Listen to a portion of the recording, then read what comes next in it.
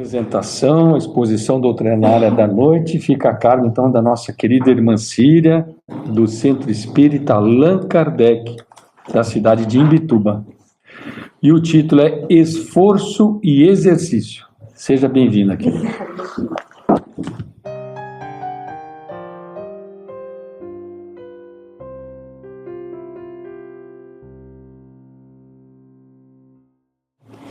Boa noite a todos, queridos irmãos, obrigado à casa pelo convite, pela oportunidade de estar mais uma vez aqui com vocês. Agradeço de coração e peço que todos também agradeçam a espiritualidade desta casa, que está desde cedo preparando o ambiente para receber e atender às necessidades de cada um de nós. E hoje, meus queridos, o tema que escolhemos para a nossa reflexão se intitula, como disse o André, Esforço e Exercício. Duas palavrinhas muito semelhantes, a gente pode até pensar que tem significados muito iguais, né? Mas se a gente pensar direitinho, o esforço, meus queridos, ele tem a ver com o emprego de forças na realização de algum objetivo, né? Então, quanto mais esforço, maiores as chances da gente atingir o objetivo. Quanto menor, menos chances. O exercício já é a ação propriamente dita, né? É a prática. Então, quanto maior o desafio, quanto maior o objetivo, mais esforço e mais exercício a gente vai ter que empregar. Agora, por que trazer essas duas palavras assim para uma reflexão espírita, né? Porque essas duas palavrinhas fazem total sentido e têm total importância para quem busca a sua reforma íntima, né? Então a gente vem trazendo o esforço para que a gente possa controlar as nossas imperfeições, as nossas más tendências, os nossos deslizes, defeitos. Esse é o maior desafio do indivíduo na encarnação, controlar a si mesmo, né? E exercício, prática das virtudes, dos bons sentimentos, né? De tudo que faz bem a nós e ao outro. Assim sendo, meus queridos, nesse caminho de progresso moral que todos nós nos submetemos, né? Na busca incessante da reforma de nós mesmos, pois como afirma o Espírito Protetor no Evangelho segundo o Espiritismo, a vida terrestre deve servir unicamente ao nosso aperfeiçoamento moral. Afinal, o que eles querem dizer? Que nós não viemos para a terra a passeio, nós não viemos para ser felizes, como o mantra que a sociedade moderna criou para nós. Nós viemos para tratar de nós mesmos, para reencontrar nossos desafetos, para nos reajustarmos no seio familiar e aprendermos a nos amar, amolecermos quanto mais o nosso coração endurecido pelas más tendências do orgulho e do egoísmo. E a receita que a gente veio propor para reflexão, né? Ela não é fácil, mas ela é simples. Esforço para controlar as nossas imperfeições, como intolerância, impaciência, inveja, injustiça, infâmia, ira, ignorância, irresponsabilidade, iniquidade. E por aí vai. Todas filhas do orgulho e do egoísmo. E para o nosso avanço moral, né? Nós precisamos, irmãos, cada vez mais nos assenhorarmos sobre o nosso comportamento. Evitar o quanto mais o imediatismo, a reação impensada, né? Buscar quanto mais reações pensadas, equilibradas, nos bons sentimentos, com o exercício e o emprego de virtudes frente aos conflitos. Esse é um esforço. Mas, como dizem por aí, né? O hábito faz o monge. A gente começa com a ideia, num dia aplica, no outro esquece, no outro se arrepende, no outro tenta fazer melhor. Quando a gente vê, interiorizou aquela vigilância e aquele hábito de acertar no seu comportamento e evitando enormes conflitos, contendas, arrependimentos, mágoas, dores, dívidas. Usando, meus queridos, a cada reação agressiva que nos chega, um sentimento bom. Como diz o nosso Mestre Jesus, entregue a outra face. Então nós podemos atuar como para cada situação ruim, uma resposta boa, uma reação benéfica,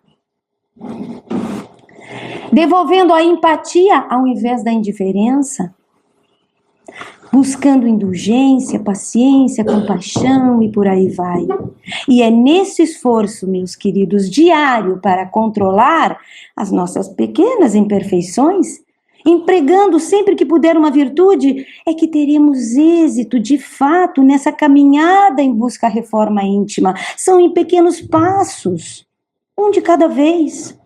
Mas a gente precisa sair da inércia, sair do automático, pensar mais no que se fala, no que se pensa, nos tornando assim cada dia melhores. Porque se não nos esforçarmos para reagir melhor diante das adversidades, nas boas ações, boas escolhas e hábitos, nós não avançaremos moralmente e vamos estacionar cada vez mais no nosso jeitinho, não é mesmo? Do jeitinho que somos. Muitas vezes com temperamento difícil, fazendo julgamentos, sendo uma companhia difícil para aqueles que convivem conosco. Assim sendo, irmãos, não desperdicemos, esse é o convite dessa exposição, a oportunidade dessa existência para estarmos cada vez mais próximos do que o Mestre nos orienta, buscando sermos verdadeiramente cristãos. E, consequentemente, verdadeiramente espíritas, porque nem todo verdadeiro cristão é um verdadeiro espírita. Mas todo verdadeiro espírita é um verdadeiro cristão. E para alcançar esse patamar, nos orientam os espíritos no capítulo 17 do Evangelho. Reconhece-se o verdadeiro espírita pela sua transformação moral, transformação que se dá com as virtudes e o esforço. O esforço que ele faz para domar as suas más inclinações. Eis o nosso maior desafio, como eu disse antes, dominar as nossas más tendências, orgulho, egoísmo e suas filhas, né? Seus filhos, esses são as grandes chagas da humanidade, causadoras de todos os nossos sofrimentos. Mas para que nós consigamos, pouco a pouco, superar as nossas fraquezas, nós somos postos à prova ao exercício das virtudes a todo instante. A nossa terra é a nossa escola, né? Então, assim, basta existir, estar encarnado, que as provas vão se dando sem que a gente perceba, naturalmente no cotidiano. Um filho que exige cuidados especiais, um marido ciumento, um vizinho barulhento, né? Uma irmã que não ajuda, um ente que desencarnou, um parente que nos trai, uma filha que não obedece, um chefe que assedia, um colega que conspira, um governo que corrompe, um motorista no trânsito impaciente, um problema de saúde, escassez de recursos, enfim, um amor não correspondido. As provas, meus queridos, estão por aí a nos testar e nos oportunizar o exercício das virtudes, fortalecê-las, despertá-las, que estão ainda assim todas adormecidas, né, na nossa consciência, enfim. Porque todas as virtudes, irmãos, são divinas, são de Deus. Existem para que nós possamos cumprir as suas leis, principalmente a lei de amor, justiça e caridade. Então, assim como dizem os espíritos que todas as leis de Deus estão gravadas em nossa consciência, também estão lá as virtudes adormecidas, aguardando que nós as despertemos. E é no dia a dia, é nas experiências que nós vivemos, meus queridos, quando experimentamos dificuldades, adversidades, conflitos de toda ordem, estes momentos, estas circunstâncias é que nos convidam a exercitar. Mas nós costumamos, né, reagir diante dos conflitos do cotidiano conforme o nosso ânimo, a nossa disposição. Reagimos sem pensar, é automático. né? Então, assim, muitas vezes a gente acaba traindo esse desejo de se controlar e de fazer a nossa mudança, a nossa transformação. Então, conforme o meu ânimo do dia, eu respondo de acordo. Então, eu posso responder com calma ou responder com ira, com gentileza ou arrogância, com paciência ou com destempero, com uma virtude ou com uma imperfeição. E conforme essa escolha, eu vivo as consequências dela. Se reagimos pelo viés das virtudes, paz na consciência, bons frutos. Se reajo pelo viés das imperfeições, dor na consciência, peso, arrependimento, até que a gente pensa, nossa, poxa, podia ter sido mais paciente, né? Por que eu fui falar aquilo? Não precisava. Eu poderia ter sido mais justo, mais calmo. E aos poucos, meus amados, através dos nossos erros e suas consequências, nós vamos aprendendo nessa escola divina. Vamos nos dando conta dos equívocos, da nossa má conduta, e vamos sentindo o sabor do remédio do arrependimento. E aí sim, nos esforçamos, aguardamos uma nova oportunidade ou até a provocamos de fazer diferente, de sermos mais virtuosos. Por isso nós entendemos, né, que tudo concorre para o bem, até o mal. Porque o que não é uma bênção, uma alegria, é uma lição para a vida toda. Pois a nossa evolução, meus amados, ela é lenta, não dá saltos. Não iremos conseguir mudar o nosso modo de ser, as nossas reações no dia a dia, de um dia para o outro. São em doses homeopáticas. Muitas vezes a gente precisa passar por 1, 2, 3, 4 mil vezes pelo mesmo problema, até nos cansarmos. E aí sim tomar uma nova atitude, dizendo para si mesmo, nem eu me aguento mais. Mas o progresso é inexorável, é para todos, é inevitável. Uma hora a gente cansa e muda o nosso jeito de ser. E não basta chegar e dizer, fulano, Síria, não faz isso, fulano não faz aquilo. Não, a gente precisa esgotar a nossa teimosia. Porque na hora H, no frigir, no calor do momento, a gente acaba se traindo. Mas nós, queridos espíritas, nós sabemos que cada um de nós tem seu tempo. Uns caminham mais rápidos nesse sentido da reforma, para alguns é mais fácil, outros é mais difícil, né? E muitos outros estão ainda em passos de tartaruga, mas todos hão de avançar. Porque, como nós dissemos, o progresso é para todos. E o que importa ao nosso Pai, ao nosso Deus, não é o tempo.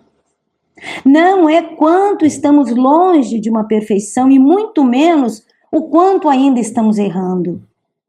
O que importa para Deus é o esforço que estamos empregando para a melhora de nós mesmos. Como um pai que vê o filho indo mal na escola, mas vê ele dentro de uma sala estudando.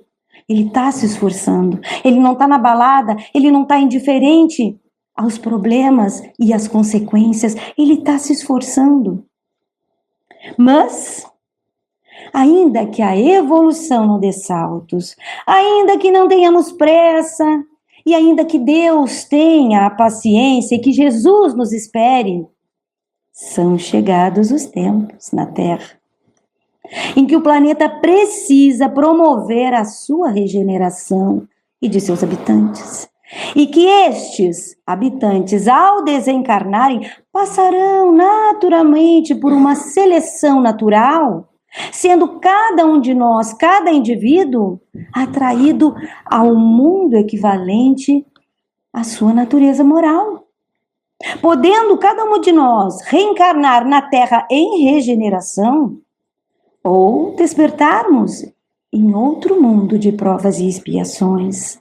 Ou seja, se não nos movimentarmos agora, aproveitando essa existência o quanto mais no domínio de nós mesmos, nos esforçando para a reforma de tudo aquilo que nos machuca, faz sofrer a nós e aos outros, nossas chances de reencarnar na Terra em regeneração são menores. Obviamente, irmãos, que não será numa encarnação que nós iremos nos corrigir totalmente, pois nossos ranços e vícios morais vêm de séculos. Mas com muito esforço nós podemos sim amenizar as nossas imperfeições, errar um pouco menos, evitar novas dívidas, adotar novos hábitos, praticar o bem. Vemos na literatura, espírita, tantos relatos de espíritos contando sobre suas vidas passadas, suas dores, seus enganos, seus arrependimentos pelas oportunidades perdidas, quando poderiam ter se esforçado mais para dominar seus sentimentos vis, suas paixões, seu egoísmo. Lamentam não terem feito mais por aquele, por não ter perdoado fulano, agradecido a ciclano. Tenhamos em mente que as pessoas de hoje, que estão à nossa volta, são as mesmas de ontem. E que as relações boas ou más são consequências de um passado. E que as afinidades entre nós denotam amizade antiga. E as diferenças entre nós sugerem débitos, dívidas passadas. E numa relação entre duas pessoas, quem mais sofre? Certamente é aquele que mais deve. Se não por essa existência, deve por outra existência passada. Então, se estamos todos aqui resgatando as nossas dívidas pretéritas, busquemos o quanto mais um reajuste com os nossos desafetos. Não deixemos para uma próxima encarnação, porque se não conseguimos nessa, mais difícil será na próxima. E as condições poderão ser outras. Mas como saber, não é mesmo? Quem que fomos, cada um para o outro, numa vida pretérita? Emmanuel nos dá uma dica, nos dá uma pista. Na obra Perante a Reencarnação, aliás, na obra Portal de Luz, e o texto é Perante a Reencarnação. Emmanuel diz assim: não perderás tempo reclamando contra a vida. Na hipótese de que te empenhes, é o nosso caso aqui, te empenhes realmente pela aquisição do conhecimento espírita, reflete na lei da reencarnação. És um espírito eterno envergando temporária forma física. A maneira de um servidor vestindo um uniforme de trabalho francamente deteriorável e passageiro. Observa os próprios hábitos e tendências e perceberás quem foste nas existências passadas. Analisa os que te rodeiam, no círculo doméstico social, e identificarás com quem te comprometestes para sanar os próprios débitos ou traçar a própria senda de elevação. Estuda o quadro que te amoldura as atividades e anotarás de que ponto deves partir em demanda melhoria. Sobretudo, é preciso ponderar que se ninguém nasce para o mal, muito menos renascerá para reconstruí-lo ou reafirmá-lo.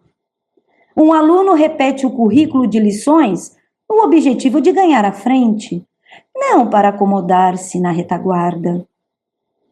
Convence-te de que retornamos à Terra com o fim de ampliar os valores do bem cada vez mais.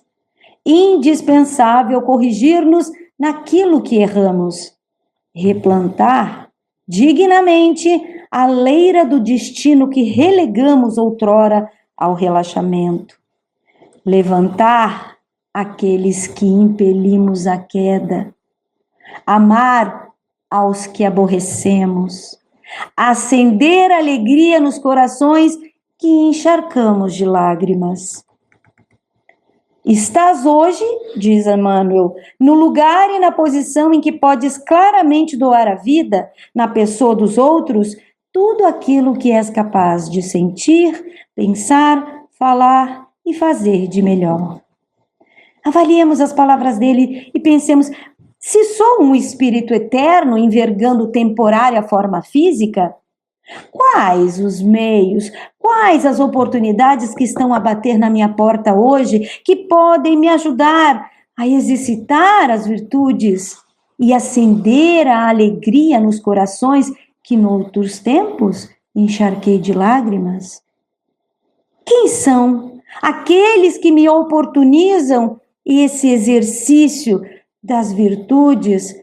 Quem são aqueles que me fazem questionar-me, que me obrigam e me convidam a lutar contra mim mesmo e minhas imperfeições?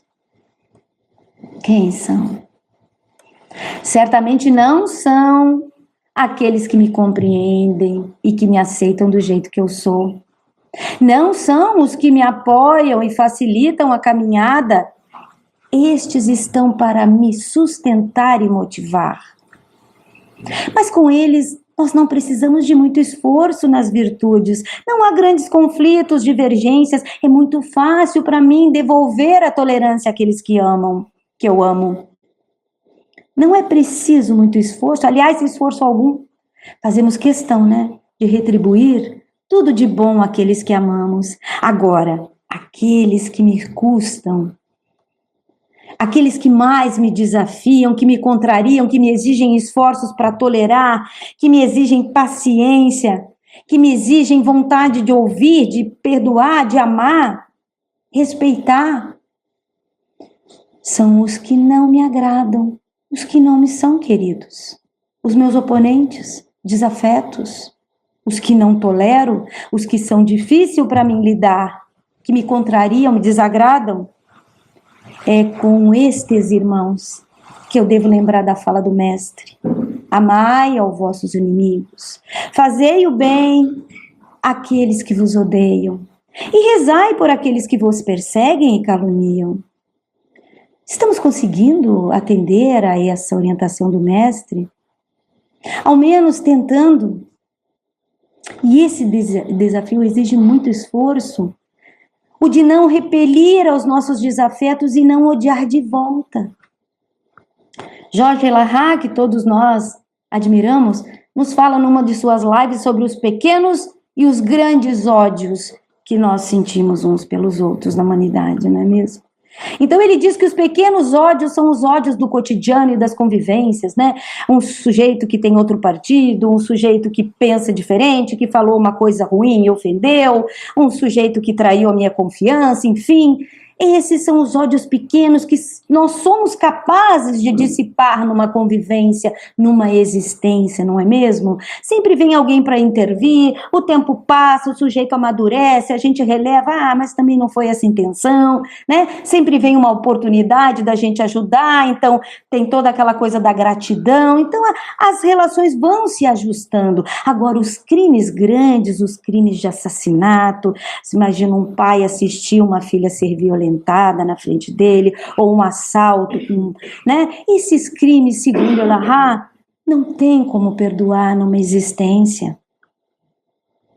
Então, como que se estabelece esse perdão? Como construir o perdão nessa altura? A reencarnação, no seio familiar. É como se Deus dissesse: você se odeia, então tá. Vamos esquecer do passado, vamos entrar num ciclo familiar, vamos tentar criar esse vínculo de amor, dependência, gratidão, para que numa próxima instância possa se estabelecer alguma relação amistosa e numa outra admiração, carinho e futuramente o perdão e o amor. E nós pensamos: nossa, mas como é que pode? Deus permite que um inimigo mortal venha se juntar a mim no meu seio familiar? Sim, porque o indivíduo precisa se libertar do ódio para ser feliz. Eis um dos objetivos da reencarnação e principalmente do planejamento reencarnatório, onde essas relações são estabelecidas e precisam de uma série de conjunções. Mas muitas vezes nessas uniões, nessas oportunidades, nós fracassamos. Embora em nova condição, em nova encarnação, em novo grupo familiar, nós não conseguimos apagar as impressões que ficam em nossa consciência profunda as reminiscências do passado. Então, na adolescência, começamos a despertar, ou até na infância, as diferenças, uma implicância, uma animosidade com um irmão, com um pai, com um tio, enfim, a falta de afinidade, a falta de empatia. Mas destes espíritos, meus irmãos, endividados conosco, é que são o nosso exercício das virtudes, o nosso burilamento, a libertação das nossas culpas de um passado, os ódios e as vinganças, a capacidade de renunciar que nós podemos ter ao nosso desejo de revidar, renunciar ao desejo de blasfemar, renunciar ao desejo de dar o troco, renunciar à doença que é o nosso desejo de ter razão, como ser humano dá importância a essa questão de ter razão. Pessoas brigam, se matam, param de falar, porque são um conflito de ideias, porque é a cegueira do ter razão. Os nossos desafetos, meus queridos, são para nós, na verdade, agentes da nossa própria libertação, a nos livrar do cárcere do nosso orgulho, do mau hábito de julgar, de revidar, de ter razão, de nossa falta de empatia, compaixão, paciência. Eles é que podem nos promover uma evolução mais rápida quando nós nos esforçamos nesse exercício. Um filho teimoso, por exemplo, é o nosso exercício à perseverança e ao dever que temos, de educar. Um colega maldoso é o nosso exercício à indulgência, compaixão, empatia, pois nós também, muitas vezes, somos maldosos sem perceber. Um vizinho barulhento é a oportunidade de praticar a paciência, pois chegará o dia que nós precisaremos da paciência dele.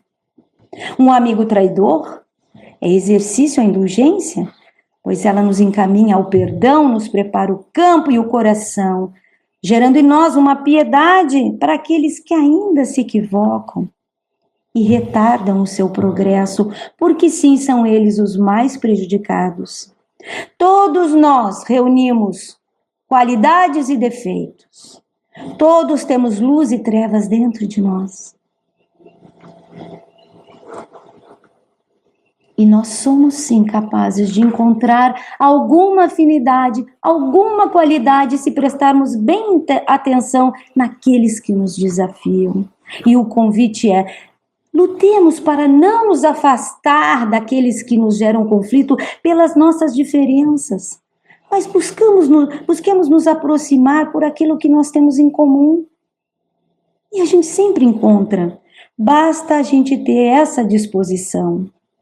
Então busquemos, meus queridos, nos aproximarmos mais dos nossos oponentes, ao menos tentar ter uma relação respeitosa e amistosa, pensando desse ponto de vista, que são companheiros de outras vidas e que nós nos reencontramos nessa porque no passado, na outra vida, nós não conseguimos nos reajustar.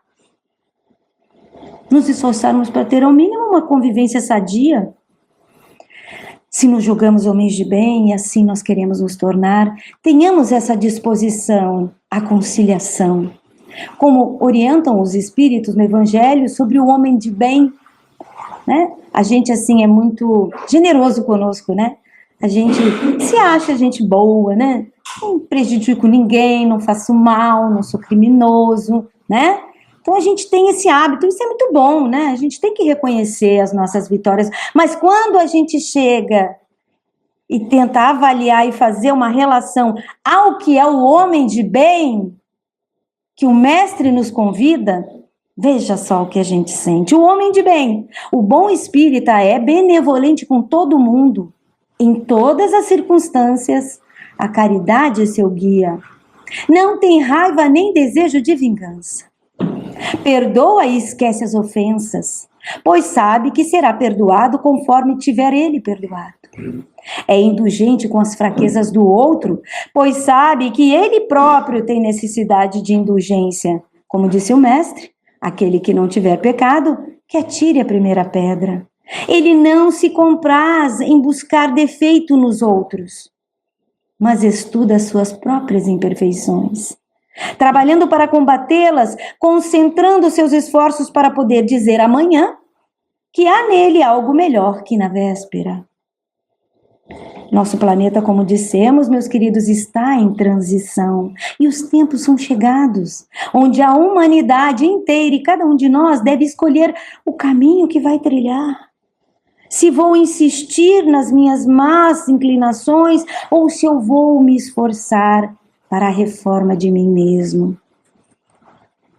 Concentremos, irmãos, nossos esforços para estabelecer a paz e a fraternidade entre os nossos opositores, o que não conseguimos fazer em outras vidas, e por isso hoje eles estão novamente a nos rodear, a nos provocar, a nos desafiar na atual existência.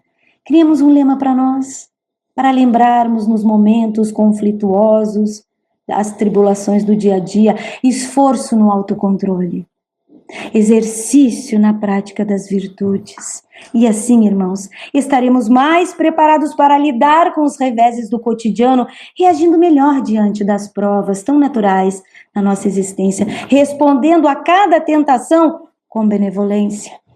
Estando nós assim, a cada desafio proposto e vencido, um passo adiante na senda evolutiva. E eu encerro essa fala com uma mensagem muito linda e muito amorosa do espírito Lancelin por Miramês na obra Iniciação do médium João Nunes Maia.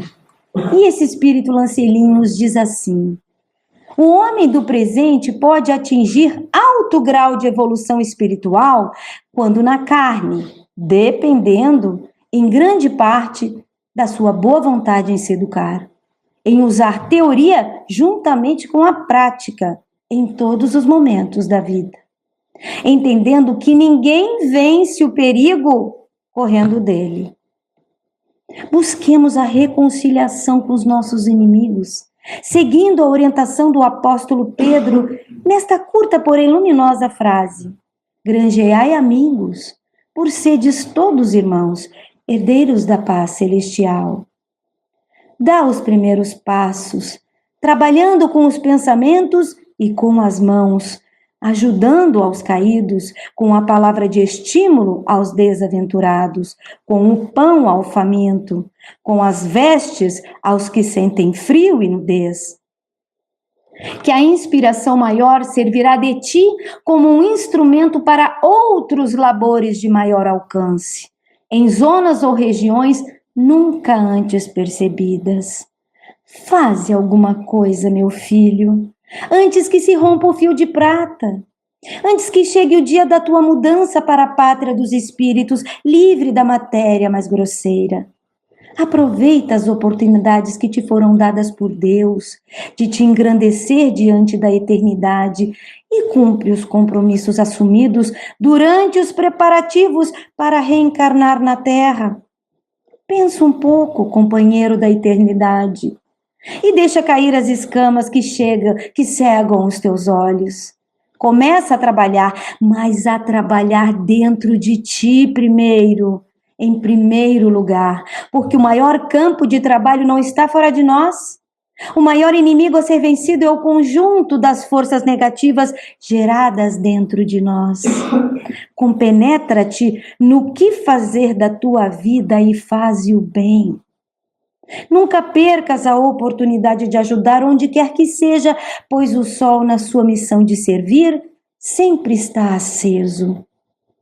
Sejamos, meus irmãos, os homens de bem que o Evangelho nos convida, nos esforçando para praticar a lei de justiça, amor e caridade, interrogando sempre a nós mesmos sobre os nossos atos, nos perguntando se violamos alguma dessas leis, se não fizemos o mal a alguém, se fizemos todo o bem que podíamos, ou se negligenciamos a uma oportunidade de ser útil, se tem alguém a se queixar de nós, enfim, se fizemos ao outro tudo aquilo que gostaríamos que a nós fosse feito. Sejam quais forem as respostas à nossa consciência, lembremos do lema: esforço e exercício. Um passo de cada vez. Que a paz do nosso Mestre Jesus esteja com todos nós. Obrigada, meus irmãos.